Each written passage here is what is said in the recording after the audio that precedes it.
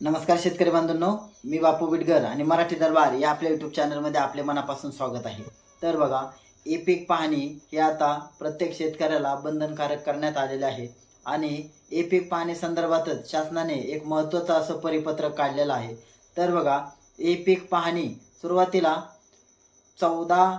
September 2025 ही E पीक पाहणीची मुदत होती, परंतु दुष्काळ असेल, पूर असेल, अतिवृष्टी असेल इत्यादी नैसर्गिक कारणामुळे शेतकऱ्यांना ई पीक पाहणी करताना बऱ्याच अडचणी येत होत्या। त्यानंतर बघा, शेतकऱ्यांना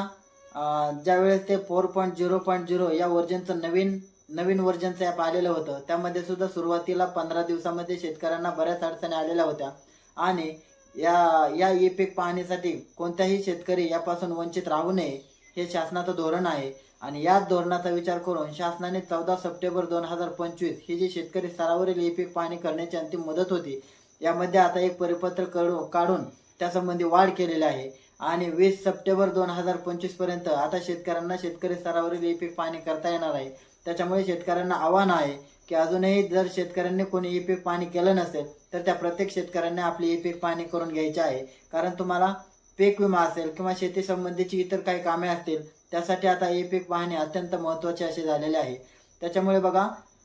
14 सप्टेंबर ही जी सुरुवातीची तारीख होती त्याच्यामध्ये वाढ करून आता 20 सप्टेंबर 2025 पर्यंत शेतकरी स्तरावरील ई पीक पाहणी करता येणार आहे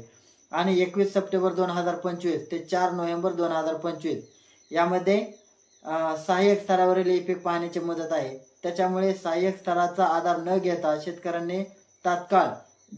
जोपर्यंत शेतकरी स्तरावरील ई पीक पाहणी चालू आहे तोपर्यंत शेतकऱ्यांनी आपली ई पीक पाहणी करून घ्यायची आहे की जेणेकरून तुम्हाला भविष्यात कोणतीही अडचण येणार नाही। बऱ्याच शेतकऱ्यांचं कसं होतं की त्यांनी पीक विमा भरलेला असतो, परंतु ज्या पिकाचा पीक विमा भरलेला आहे त्याची नोंद आपल्या क्षेत्रावरती असणं सुद्धा तेवढंच गरजेचं आहे आणि आपल्या क्षेत्रावरती नोंद येण्यासाठी प्रत्येक शेतकऱ्याने ई पीक पाहणी करणं सुद्धा गरजेचं आहे। त्याच्यामुळे प्रत्येक शेतकऱ्याने ई पीक पाहणी करावी आणि आपल्याला भविष्यात येणाऱ्या अडचणीपासून त्याची सुटका करावी। धन्यवाद।